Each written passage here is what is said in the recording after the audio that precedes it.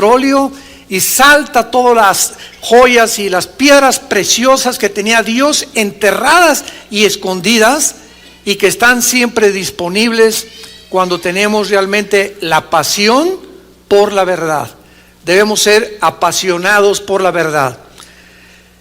En estas 8 conferencias, esta es la 8ª, no nos hemos salido de los primeros 2 versículos. Imagínense nada más. Hasta este momento hemos estudiado el versículo 1 y el versículo 2. Y rápidamente, para todos ustedes que todavía no han tenido la oportunidad de escuchar estas conferencias, permítame hacer un breve resumen de 2 o 3 minutos.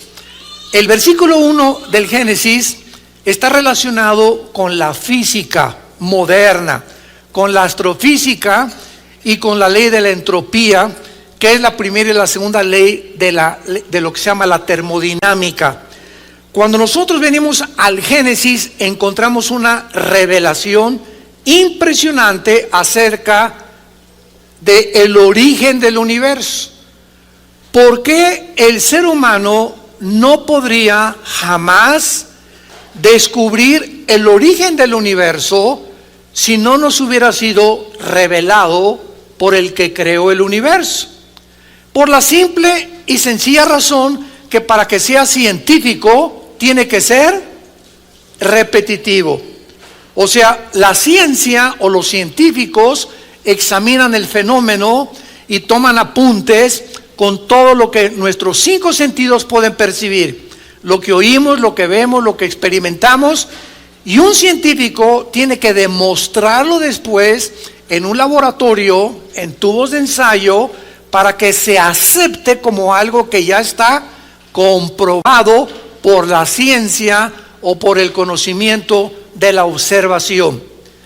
Pero la ciencia o los científicos jamás podrían descubrir cómo se originó el universo, porque nadie estuvo cuando el universo fue originado o cuando fue creado. Entonces los científicos, al poder comenzar a tratar de investigar algo que trasciende su capacidad de investigación científica, los científicos también inventan teorías. Entonces, ¿qué es lo que se nos ha enseñado y qué es lo que se sigue enseñando en las universidades? Pues que el universo comenzó con una gran explosión, lo que se conoce como el Big Bang, y que de esa explosión del desorden se formó el orden. Y que de una forma fortuita y accidental se formaron todas las galaxias y el orden y los circuitos y la atmósfera que cubre la Tierra y las condiciones en las que el ser humano vivimos nosotros, que no las tiene ningún planeta fuera de nosotros, en las galaxias que nos rodean, y que todo fue un accidente y algo que fue realmente no creado. Entonces, todo esto que los científicos se han imaginado que fue, han pasado aproximadamente 6,000 años de historia y no ha sido más que en los últimos 2 o 3 siglos, 18, 19 y 20, cuando las más grandes verdades científicas se comenzaron a descubrir y se comenzaron a confirmar por el libro que tengo en mis manos y que se llama la Biblia.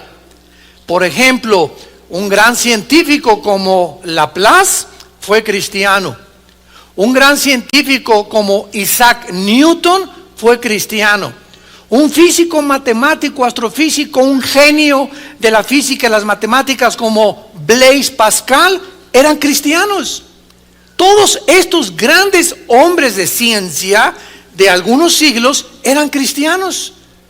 Pero de repente entramos al siglo XX y comienza en el siglo XX, a principios de 1902, 1903, el primer carro de gasolina, donde brincamos del burro, después de casi 5,000 años de historia, brincamos del burro al motor de gasolina.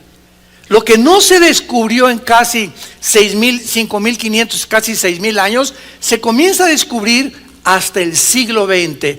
Del motor de gasolina brincamos a la era nuclear, se bombardea el uranio 235, se produce la bomba atómica, los hermanos Wright comienzan a volar, hacen la primera tentativa de volar, el doctor Alejandro Fleming, 1929, descubre la penicilina, comienzan a ser atacadas muchísimas enfermedades, 1954 se bota la primera plataforma espacial, 1969 llegamos a la luna, el 70 comienzan a inventarse los iPhones, esos que ya quitaron la relación familiar porque todos están a la hora de la comida y la cena y el desayuno con su aparatito ese cochino que por todas partes ya todo el mundo no puede vivir sin él.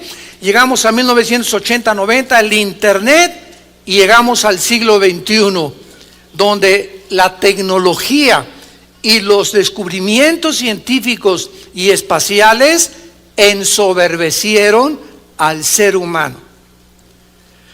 Y los científicos que comienzan a aparecer en el siglo XX, ¿quiénes son? Bueno, primero viene Sigmund Freud a finales del siglo XIX, tratando de hacer experimentos para poder entender por qué la naturaleza tan contradictoria del ser humano. ¿Qué es lo que la psicología quiere abarcar? El examen de la psique o de la conducta. ¿Por qué somos tan contradictorios? ¿Por qué somos tan autodestructivos? Después viene, ¿verdad? Carlos Marx, bueno, fue antes de Freud. Carlos Marx con Federico Engels hacen un libro. No, el problema de la sociedad son la lucha de clases. Y lo que queda en teoría, 1917, viene Lenin, la revolución bolchevique rusa, comienza por primera vez en la historia la ideología del comunismo. Llegamos ya a todos los demás científicos que se levantaron ateos, y nunca en la historia, jamás había habido tantos ateos como en el siglo pasado, como en el siglo XX. No, estamos en la luna y los cohetes y el internet, el ser humano va a alcanzar esto y por aquí, por allá, y comenzamos a ensoberbecernos y profesando ser sabios, dice Pablo en Romanos, se convirtieron en necios. ¿Por qué? Porque esas cosas que trascienden la investigación y el conocimiento humano, no es posible que lo descubramos con nuestros propios medios. Dios tuvo que bajar del cielo en la persona de su Hijo Jesucristo, y nos tuvo que hablar con el lenguaje que tú hablas y con el lenguaje que yo hablo, para mostrarnos Cristo con la naturaleza y los ejemplos de las semillas, de los árboles, de las frutas, de las aves, los secretos del universo espirituales con ejemplos terrenales, para que nuestro lenguaje, hasta los agricultores y las personas que ni a la primaria fueron, pudieran entender las cosas que pertenecen a Dios. Entonces es maravilloso que cuando venimos al libro del Génesis y penetramos en los secretos que la física, la astrofísica, la genética, la biología han descubierto, nos demos cuenta que solo Dios lo pudo haber inspirado. Cuando la Biblia dice, en el principio creó Dios los cielos y la tierra, fue el principio del tiempo, apúntalo, del espacio y de la materia, como lo vimos en la conferencia anterior. Ahí comenzó el tiempo, el espacio y la materia. Pero entre el versículo 1 y el versículo 2 algo sucedió. Porque en el versículo 1 la tierra, en el hebreo eretz, estaba seca.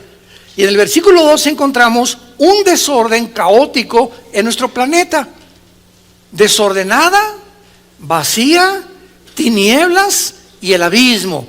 Palabras que se usan en todo el Antiguo Testamento para el pecado y para la enemistad en contra de Dios. Veamos rápidamente lo que es las palabras tinieblas. Ya vimos que la palabra desordenada y vacía en el hebreo es la palabra tohu, T-O-H-U, así como suena tohu, se tradujo desordenado y significa en estado caótico, completamente fuera de lo normal. Y la palabra vacía es bohu, con B grande, O-H-U, que significa vano, inservible. Y Dios dice, Isaías 45, no creó la tierra en estas condiciones. Vamos a ir apoyando cada cosa que vamos enseñando y vamos a ver en Isaías capítulo 45, versículo 18, que así es como más adelante encontramos que la tierra no fue formada originalmente en el estado en que el versículo 2 la describe. Dice 45, 18, Isaías, porque así dijo Jehová Dios que creó. Ahí se usa la palabra bara, que significa crear de la nada, ex nihilo. O sea, las palabras que se usan en el Génesis son importantísimas para poder enseñar la creación de Dios. Porque la otra palabra es yatzar, con Y, que significa formar, y asa, dar forma o moldear. Entonces, cuando estudiamos el Génesis capítulo 1, en cada uno de los días de la creación se usan palabras diferentes para entender que, por ejemplo, parecía una contradicción. En el versículo 3 del Génesis aparece la luz, y Dios dijo que sea la luz, y hasta el día cuarto aparece el sol y la luna, y venían muchos ateos. No, aquí hay una contradicción. ¿Cómo puede haber luz cuando hasta el cuarto día aparece el sol y las estrellas? Cuando no se dan cuenta que la palabra que se usa en el hebreo en el versículo 7 y 8 del Génesis para el sol y la luna, no los creó Dios. El sol y la luna ya existían. Estaban en la creación anterior a nosotros, como lo vamos a ver, cuando los ángeles habitaron este planeta antes que nosotros. Vamos a ver que Lucifer fue creado en este planeta antes que nosotros. Y vino una rebelión satánica, de la cual vamos a hablar después, tal vez en la conferencia 9 o 10, que hizo que el mundo entrara en un estado de juicio, donde la tierra tuvo que ser cubierta de agua. En el versículo 2, ya la tierra no está seca, ya no es eretz en el hebreo, tierra seca, sino que es una tierra desordenada, con abismo, con tinieblas. Y la pregunta es, ¿qué le pasó entre el versículo 1 y el versículo 2 a la tierra? Y entre el versículo 1 y el versículo 2 hay millones de años de intermedio o de paréntesis. Y este fenómeno, que entre un versículo y otro haya 2000, 3000, 1.000.000 de años de diferencia, se repite continuamente en toda la Biblia. Eso lo explicamos ya anteriormente. Isaías 45, 18, porque así dijo Jehová que creó, vara de la nada los cielos. Él es Dios, el que formó ahí está la palabra yatzar, apúntalo. ¿Ven la importancia de la Biblia? O por lo menos en tu mano apúntatela si quieres ya. Ahí la palabra formar es yatzar. O sea, Dios crea la tierra, y de la materia que ya existía, como un escultor, como un alfarero, le comienza Dios a formar. Que formó la tierra, el que la hizo y la compuso. Ahí compuso es asa. En este versículo se usan las tres palabras hebreas que se usan en todo el capítulo 1 del Génesis. En este solo versículo de Isaías 45, 18. La creó de la nada, la formó y la comenzó a moldear. Asa. Y dice así, no la creó tohu. La palabra que se usó en el versículo 2, no la creó en vano, ni tampoco para que fuese desordenada, para que fuese habitada la creó. Yo soy Jehová y no hay otro. Muy bien. Cuando todos ustedes estudien la teología, o a los estudiantes serios de la Biblia, van ustedes a descubrir que la Biblia contiene diferentes perspectivas, diferentes formas en las que muchos han interpretado un pasaje o un versículo. Por ejemplo, en el versículo 1 y 2 de la Biblia hay una corriente de teólogos que dicen que cuando dice la Biblia Dios creó los cielos y la tierra estaba desordenada, se refiere al principio de la creación del universo. Y eso no puede ser. No puede ser, en primer lugar, por las evidencias que estamos demostrando. ¿Cuál es? Que la tierra no fue creada desordenada y vacía. La tierra no fue creada en tinieblas. porque Dios es luz. Y la pregunta sería, ¿las tinieblas de dónde salieron? O sea, si las tinieblas ya estaban antes que la tierra fuera formada, es porque antes de nosotros las tinieblas aparecieron en la rebelión de Lucifer. Y la Biblia nos muestra en Job 38, en Proverbios capítulo 8, en el Salmo 104, de que la tierra fue fundada antes que nosotros y que tenemos que poder estudiar la Biblia y compararla con otros pasajes para no solamente del Génesis poder sacar conclusiones erróneas. Y la otra pregunta a nuestros hermanos que creen que no hubo una diferencia entre el versículo 1 y el versículo 2 es la siguiente: si esto está describiendo el origen de la creación original, ¿cuándo fueron creados los ángeles? Y la Biblia es clarísima que los ángeles fueron creados antes que nosotros, y veamos esta evidencia en el libro de Job, capítulo 38. Dicen los versículos 4 al 7.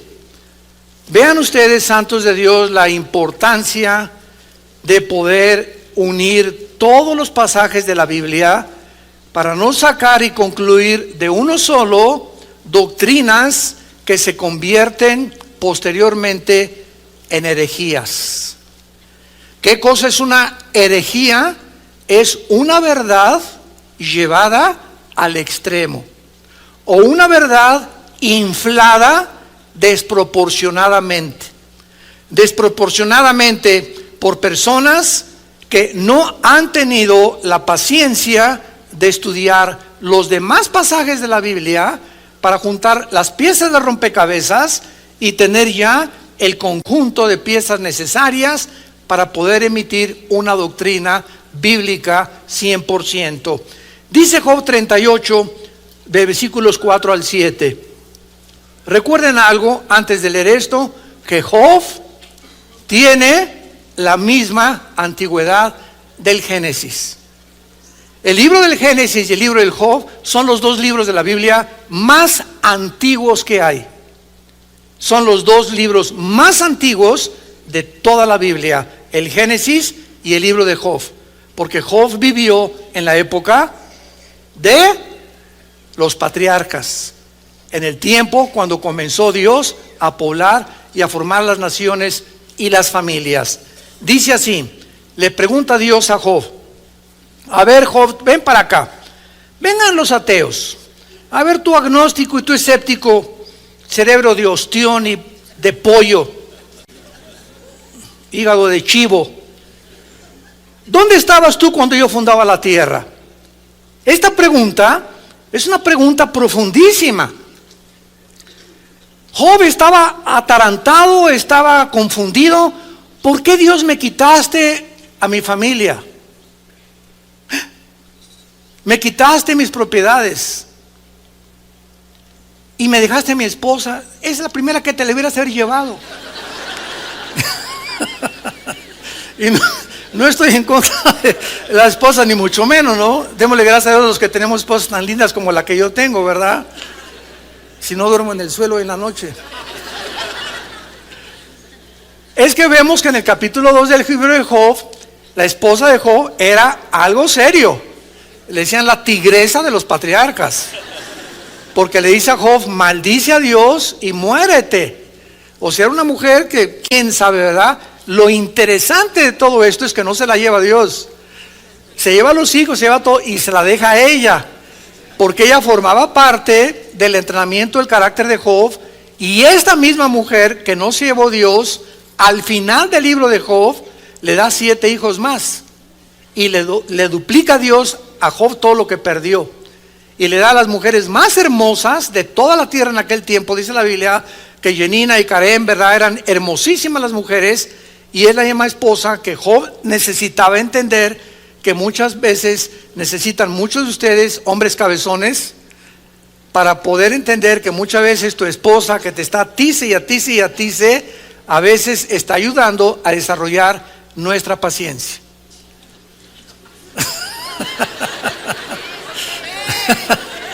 Vengan a Acapulco al seminario de matrimonios. Ahí vamos a aprender muchas cosas, ¿verdad? O al revés también. A veces son a las pobres mujeres, ¿verdad? Que les tocan a hombres que dale y dale y duro y duro y duro. Y hermano, yo me quisiera casar con alguien que se pareciera a Rambo, hermano. Y bueno, ¿sabes qué, hermana? Te tocó ese y tienes que esperarte hasta que vamos a ver en los seminarios cómo es. De eso tratamos todos estos temas, que muchas veces usa Dios a nuestra pareja como un desatornillador o como un martillo, ¿verdad? Cuando le metes un escultor a una estatua y comienza, si la estatua puede decir ¡ay! En cada golpe que brinca un pedazo de piedra, hasta que se descubre la piedra que estaba escondida dentro de ese pedazo de piedra, y que a través del esculpión pudiera él realmente sacar lo que en su imaginación quería sacar. Y es interesante que la palabra carácter esté relacionado con la escultura de estatuas. Increíble, porque es lo que forma el carácter, los golpes que nos da la vida. Bueno, no nos detenemos ahí. Vengan al seminario de Acapulco. ¿Dónde estabas tú cuando Dios fundaba la tierra? ¿Qué contestaríamos? En primer lugar, no habíamos nacido. Si no habíamos nacido, ok. Si tú no habías nacido y no entiendes las leyes con las cuales yo hice el universo, las leyes de la gravitación, de las fuerzas termonucleares y las leyes de la termodinámica, ¿quieres entender ahorita por qué te pasa lo que te pasa en la vida? No, ¿verdad? O sea, Job estaba en un conflicto moral. ¿Por qué permite Dios el sufrimiento a hombres justos como yo? Esa es la tesis que se mantiene en todo el libro de Job. Y no es hasta los últimos libros, capítulos, comenzando con el capítulo 38, 40, 41 y 42 de Job, donde encontramos que Dios le revela el universo a Job, le revela a los animales, le revela la creación. Y cuando Job se da cuenta que ni siquiera somos capaces de entender cómo puedo ahorita prender la televisión en mi casa, y lo que está pasando en Jerusalén viaja por ondas, ¿verdad? Y por fibras ópticas, por la electricidad y por los medios tecnológicos de comunicación, y en ese aparatito de la televisión veo figuras y personas que están allá, pero también están en mi televisión. Yo no he entendido tampoco ahorita al llegar a mi casa que nada más le pellizco la pared y aparece la luz, como decía Cantinflas. Nada más le pellizco ahí la pared y aparece la luz. De repente, pum, todo se ilumina. Yo sé que pues por las redes eléctricas y lo que quieras, pero no puedo llegar a comprender cómo puede funcionar todas esas cosas. Si eso no lo podemos entender, o traigo mi GPS, ¿cómo es posible que satélites me estén diciendo vuelta en el Ángel de la Independencia a la derecha, y adelante hay un accidente, y al mismo tiempo hay 100,000 personas que se le están enviando mensajes diferentes al mío, manejando en otras partes de la Ciudad de México? No lo entiendo. Impresionante.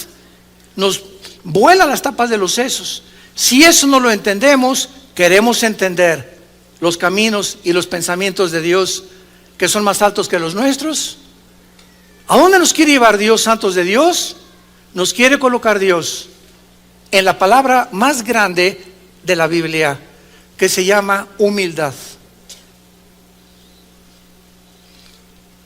Si no hay humildad en nuestras vidas, que es el reconocimiento que no sabemos lo que debemos de saber como lo debemos de saber, y que somos criaturas finitas, limitadas, con tinieblas que han invadido por el pecado nuestra mente, mientras no mantengamos esa actitud y virtud de la humildad, Dios no nos puede enseñar nada. Dios resiste, Santiago 4, a los soberbios.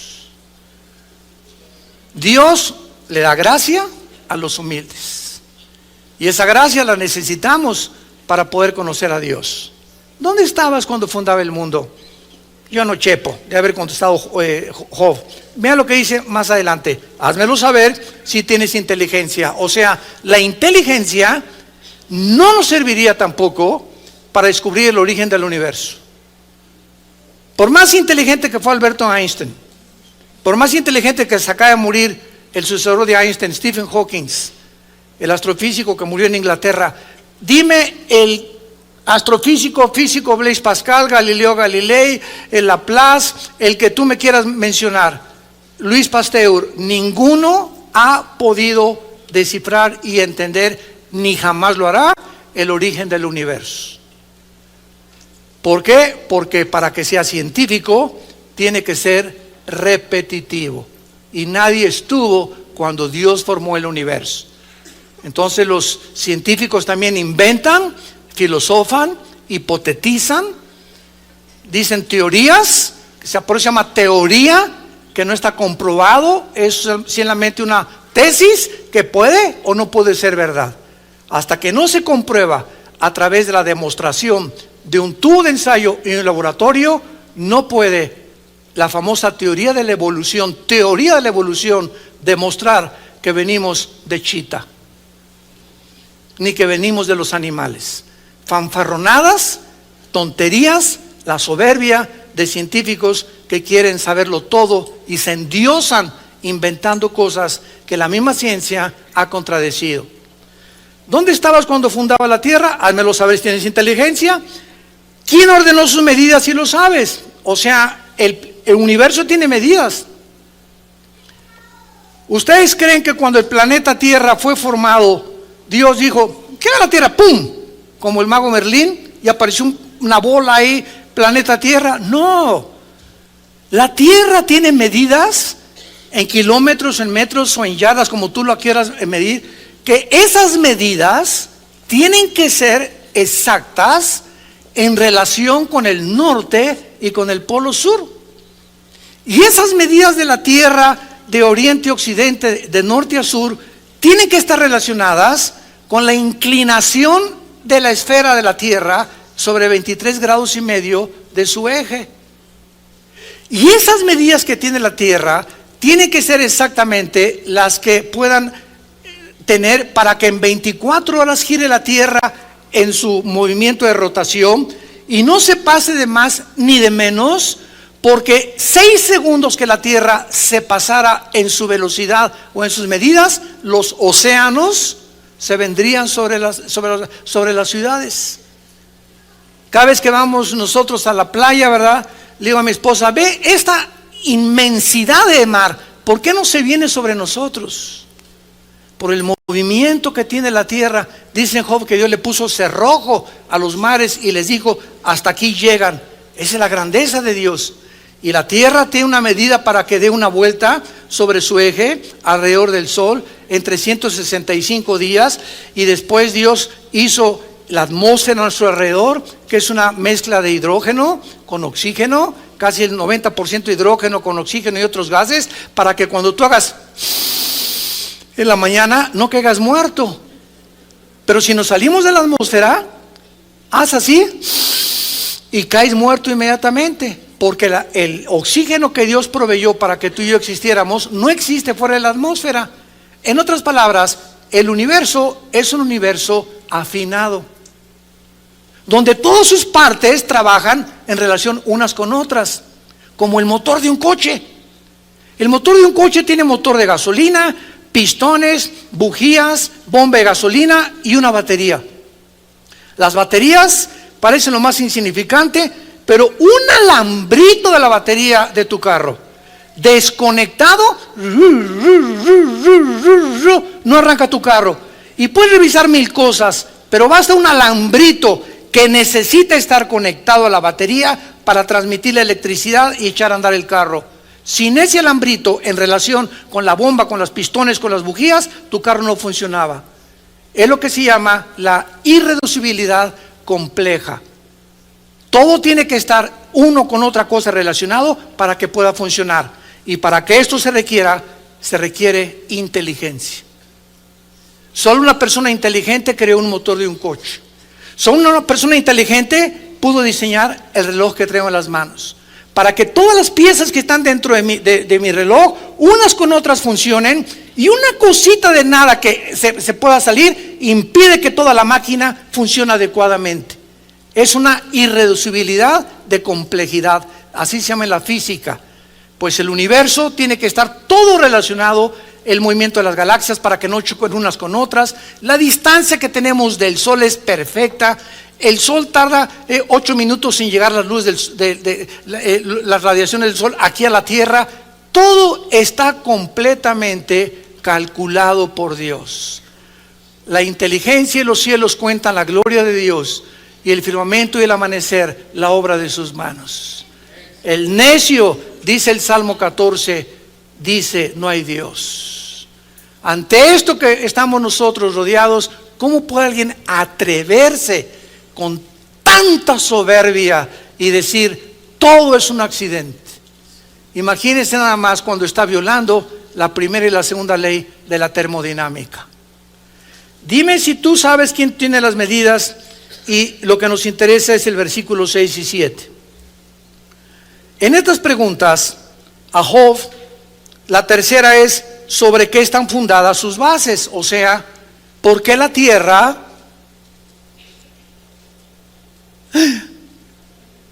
cuelga sobre nada? ¿Se acuerdan de esas revistas y libros que todavía hace algunos años, donde ponían a la tierra arriba de una tortuga? ¿O de Charles Atlas? ¿Por qué no se cae la tierra? ¿Cómo la luna que se pone sobre las tinieblas de mi corazón? Y le hacemos canciones a la luna. ¿Y por qué la luna no se cae? O sea, ¿qué es lo que está en el espacio?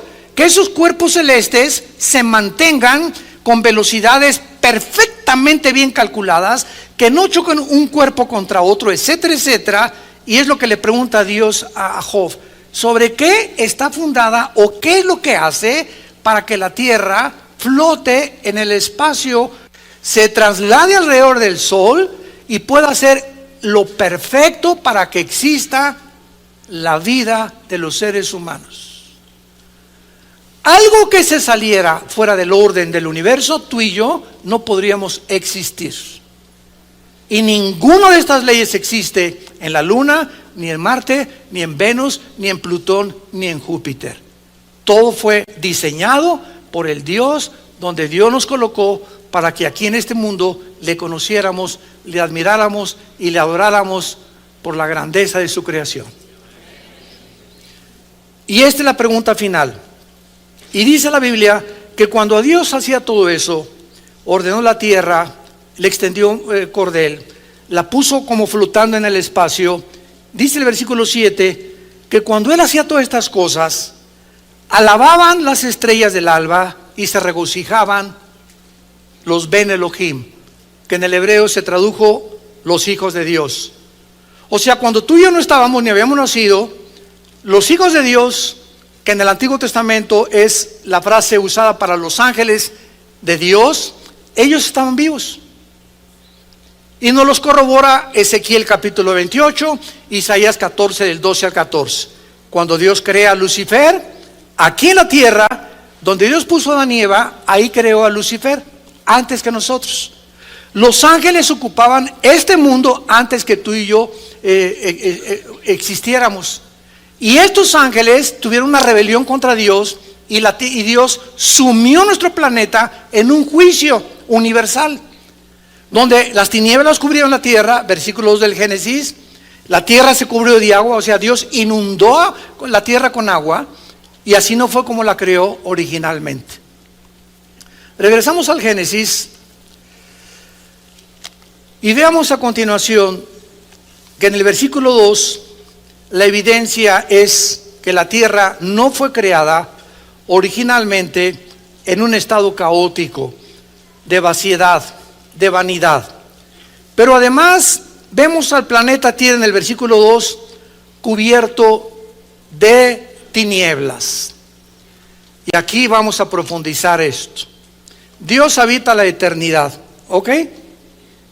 En la eternidad no hay tiempo. En la eternidad no hay espacio. En la eternidad no hay la materia que existe en el universo cerrado de 4 dimensiones donde tú y yo vivimos. Todos nosotros en el universo, con los millones de galaxias y los soles que existen, y la Vía Láctea donde tú y yo estamos bajo 4 dimensiones. Todo el universo está bajo 4 dimensiones, y todo el universo se rige por leyes cósmicas. Gracias a las leyes que existen en el universo, existe la ciencia. si el sol no se pusiera exactamente a la hora que se pone, y la luna, y las galaxias, y los movimientos interestelares y espaciales no tuvieran el orden que tienen, no existiría la predicción que hoy en la noche va a haber una luna de sangre. ¿Sabían, verdad?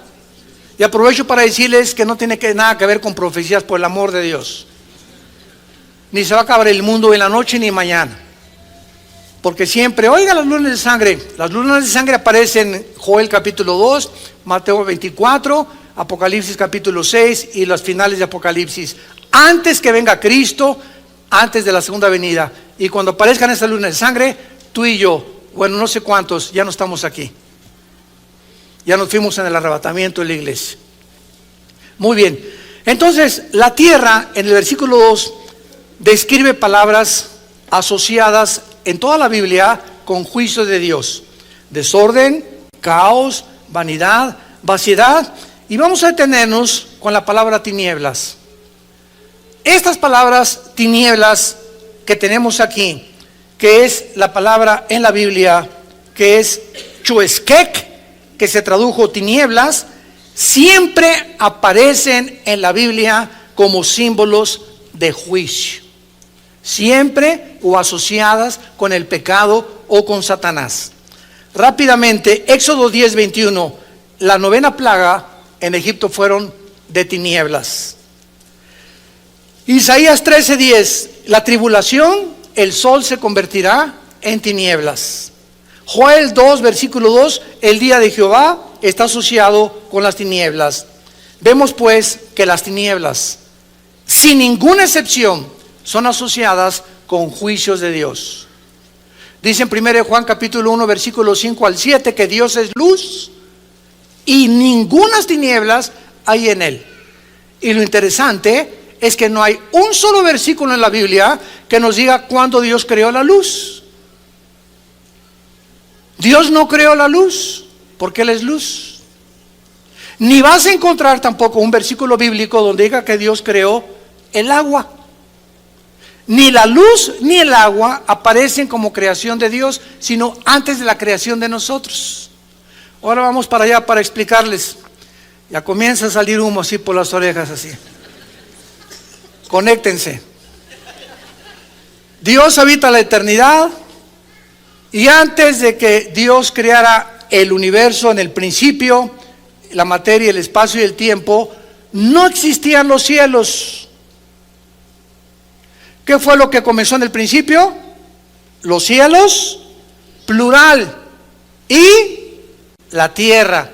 Dios se concentra en nuestro planeta como el objeto principal de toda la creación. Imagínense nada más.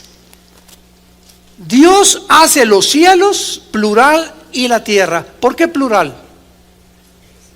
Porque en 2 Corintios 12, del 1 al 3, Pablo menciona que hay 3 cielos. En Efesios capítulo 2, versículo del 1 al 2, a Satanás se le llama el príncipe de la potestad del aer, en el griego, que significa la atmósfera. Entonces, ¿cuáles son estos 3 cielos que Dios creó que no existían más que en el principio cuando vino la creación? El tercer cielo, los cuarteles generales de Dios. ¿Ok? Dios ahorita habita ¿en dónde? En el tercer cielo. El segundo cielo es el cielo cósmico, el de las estrellas, el de los planetas. Y el primer cielo es el cielo de la atmósfera hacia abajo, donde tú y yo existimos.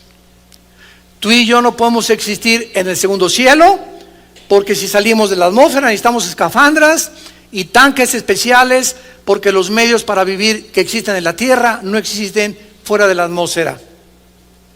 Y no podemos mucho menos ir al tercer cielo, porque para el tercer cielo necesitamos un cuerpo, no de carne ni de sangre, porque la carne y la sangre no heredarán el reino de Dios. Tenemos que ser transformados en la resurrección para poder habitar en el tercer cielo, donde vamos a ir con Dios. Y lo más maravilloso de todo, me voy a adelantar muchísimo, es que aunque Dios habita ahorita en el tercer cielo, ¿saben ustedes dónde va a habitar Dios?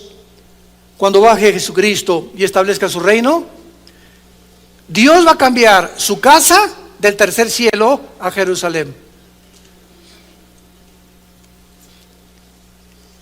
Ezequiel capítulo 37, Joel capítulo 3, perdón, de Joel. Dios va a bajar a vivir en Jerusalén. Ahí va a ser donde Dios va a comenzar a gobernar el universo que viene, cuando haga unos cielos y nueva tierra y sea Jerusalén la ciudad de Dios.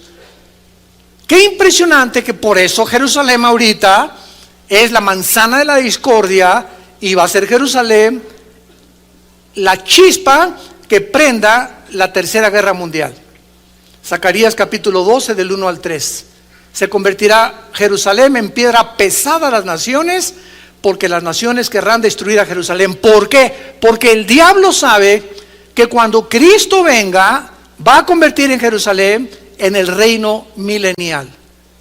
Y entonces se acabó el dominio y el control y el gobierno de Lucifer. Y por eso él está haciendo todo lo posible por destruir, y los quiso destruir y los sigue queriendo destruir a los que están habitando en Jerusalén, la ciudad que Dios ha establecido y escogido como la capital eterna de su reinado. Ahora entendemos por qué Jerusalén es el centro de la manzana de la discordia de la historia de Dios. Muy bien, ahora entonces está la eternidad, el tercer cielo, el segundo cielo, el primer cielo. Dios de la eternidad, cuando crea los tres cielos, se baja al tercer cielo y ahí establece, mientras dura el tiempo, sus cuarteles generales. Cuando fue sacado Juan de su cuerpo para escribir el Apocalipsis, lo subió Dios al tercer cielo, no en su cuerpo, porque carne y sangre no pueden heredar el reino de Dios. Cuando Pablo fue sacado de su cuerpo y Dios le revela cosas que ni siquiera él se atreve a decirnos, que hay un lenguaje para expresar lo que él vio, Dios saca a Pablo de su cuerpo. 2 Corintios capítulo 12. Cuando Dios saca de su cuerpo a Ezequiel 8 capítulo 9, para regresarlo en el tiempo al pasado y mostrarle a Babilonia y por qué cayeron cautivos, Ezequiel es sacado de su cuerpo, viaja al pasado y regresa al presente. Juan es sacado de su cuerpo hace 2000 años, viaja 2000 años en el futuro, ve el Apocalipsis, ve lo que va a suceder, lo que no ha sucedido y lo que está por suceder. ¿Me entienden? ¿Saben ustedes que la Biblia es el único libro hiperdimensional de los billones de volúmenes que existen en las librerías en el mundo entero? O sea, lo que descubrió Einstein en 1942, o más bien lo postuló como algo científico, la teoría E igual a mc al cuadrado, la energía es igual a la masa por la velocidad del cuadrado de la velocidad de la luz al cuadrado. Descubre Einstein lo que se llamó la teoría de la relatividad, que el tiempo es relativo y que no existe, es una medida nada más. Y cuando venimos a la Biblia encontramos que el tiempo no existe en la Biblia. ¿Por qué? Porque el pasado, el presente y el futuro, el pasado está unido con el presente con el pasado con el futuro. Lo que Juan vio hace 2000 años en el Apocalipsis va a suceder, pero Juan viajó 2000 años y vio lo que hace 2000 años no había sucedido, lo que ahorita no está por suceder y lo que está por suceder ya sucedió y va otra vez a suceder. Y esto no es idioma de Cantinflas, ¿eh? Lo que ya fue, es y no será. Oiga, parece un trabalenguas, ¿verdad? Pero esto es impresionante porque eso demuestra lo que la ciencia, cientos de siglos después, el mismo Einstein descubre, que el tiempo es relativo, que no existe el tiempo realmente, es solamente una medida. Si nosotros vamos a la luna, tú te vas de 40 años de edad y tu esposa tiene aquí 40 años de edad, de la misma edad, y allá pasan 5 años y regresa tu esposo de la luna, tú tienes 60 y él va a tener 50, va a estar 10 años más vieja que él, ya no se va a querer casar contigo. ¿Por qué? Porque en el espacio, fuera de la atmósfera, el tiempo pasa más despacio que como pasa aquí en la Tierra. por la velocidad que tienen los planetas alrededor del Sol. De acuerdo a la velocidad y a la distancia que tienen del Sol, se miden los días. Aquí un día es de 24 horas y alrededor del Sol 365 días. Pero Mercurio no le da la vuelta en 365 días al Sol, ni tampoco Marte, y menos Plutón y Júpiter. Y por eso cuando salimos de la Tierra es imposible, lo dijo Einstein, la conquista del espacio. Por la velocidad del tiempo y porque no existe el tiempo como pasa aquí en la Tierra y la velocidad de la luz. 300,000 kilómetros por segundo.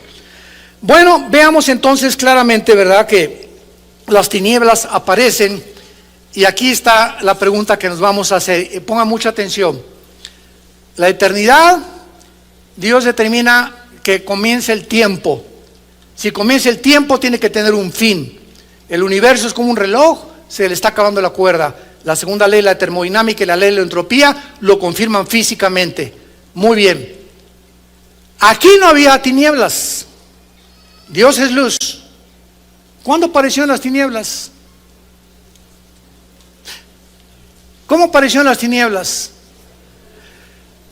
En el momento en que Lucifer, él vivía bajo la luz, bajo el reino de Dios. Lucifer decide ir en contra de Dios, y en ese momento se crean las tinieblas físicas y espirituales. Dios creó las tinieblas. Cuando Lucifer aparece en el escenario, en el tiempo y en el espacio, Dios es luz y él no podía más que separar lo que no es de luz y lo que es de la luz, lo que es de la noche y lo que es del día. Veamos esta verdad en Isaías capítulo 45, para que todo lo podamos respaldar. Versículo 7. Qué importancia de venir el domingo con la Biblia. Qué barbaridad. Puro calimán tú. Isaías 45, versículo 7. Dice así, es Dios el que está hablando, que formó la luz. Pero la palabra formar es yatzar en el hebreo con Y. Y-A-T-S de Samuel A-R, yatzar, que significa moldear o enviar. Y la ciencia descubre que la luz viaja. Las tinieblas son estáticas. La luz está en constante movimiento, las tinieblas no. Las tinieblas son estáticas. Y cuando la Biblia usa estos ejemplos espirituales, físicamente nos dice a nosotros, los cristianos, que nosotros somos la luz. ¿Qué significa esto si lo unimos a la física? Que el cristiano es una persona que está en constante movimiento, avanzando, nunca está estático. En la geometría, el círculo es el punto donde sales de un lugar y regresas al mismo lugar. La línea recta es la figura en la que siempre es hacia adelante. Y la vida del justo y el camino del justo es como la aurora. Cada día es un amanecer nuevo, cada día es más luz. Siempre estamos avanzando de gloria en gloria. I remember that I have got someone like you in my life. A single day is nothing without you. I hope that my sunshine will always be with me.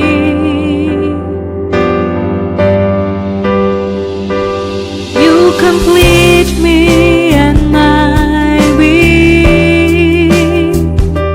Your smile cultivates my heart. I am so not me when you look at me. I forget what I really had to say. This is the magic of your love for me. It's my soul, the destiny that I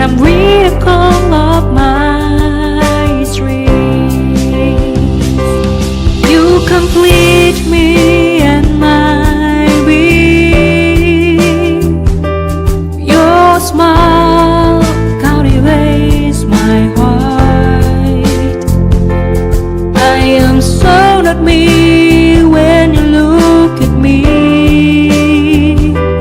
I forget what I really had to say. This is the magic. Qué maravillosa es la vida del cristiano. Y el que no es cristiano, ahí está, 45, 50, 60 años, nació para ir a la universidad y le dieron su título, hizo mucho dinero y fue presidente, inventó Apple, inventó cosas extravagantes, vivió en el castillo de Chapultepec y murió en las tinieblas. Nunca supo por qué nació, más que para hacer dinero y entretener a la gente. Si fue artista o fue cantante, nunca conoció a Dios ni el propósito de su vida. Nació en tinieblas, vivió en tinieblas y regresan a tinieblas. Qué triste es la vida de la persona sin Dios. ¿De qué te sirve ganar el mundo si pierdes tu alma? Que pasan por la vida sin jamás haber estado conscientes de que eran seres humanos, con el propósito de conocer a Dios. Juan 17:3, esta es la vida eterna, que lo conozcamos a Él. Si tú ganas el mundo y mueres sin haber conocido a Dios, eres exactamente igual que una vaca, que un toro, que un animal. Y no lo digo yo, lo dice el Salmo 37. Las personas que pasan por la vida no tienen indiferencia nada con los animales. Los animales se levantan y el pastito comen, duermen, y en la noche se oscurece, el sol se oculta y otra vez en la mañana a comer, a trabajar, a ordeñar a las vacas, y así. O sea, el animal no tiene conciencia quién es, porque existe, si hay Dios, si no hay Dios, no tiene filosofía, no tiene preguntas que trasciendan su vida. Y así dice la Biblia, son los seres humanos que pasan por esta vida y lo único que viven es para hacer dinero, para sobrevivir, para ganar la popularidad, para entretener a la gente, y nunca tuvieron en su corazón la conciencia de la existencia, y cuando mueran, quién sabe cuál será su destino en la eternidad. Dios forma la luz, versículo 7, Isaías 45, y creó las tinieblas. Y creó las tinieblas, y la palabra crear aquí, apúntalo, es bara, con B, que es se usa nada más 3 veces en Génesis capítulo 1. 3 veces cuando Dios, en el principio Dios creó, es bara. De la nada, dice Hebreos 11:3, de lo que no existía, Dios dijo y apareció el universo. No fue una explosión ni el Big Bang, apareció todo en un orden perfecto. Bara, lo usa con la creación animal y lo usa con nosotros los seres humanos. En todo lo demás Dios usa la materia que Él creó para formarla, pero lo que creó de la nada es lo que Dios quiere que entendamos. Las tinieblas no existían, Dios las creó de la nada. Que hago la luz y la paz y creo la adversidad. Otra vez la palabra bara, crear de la nada.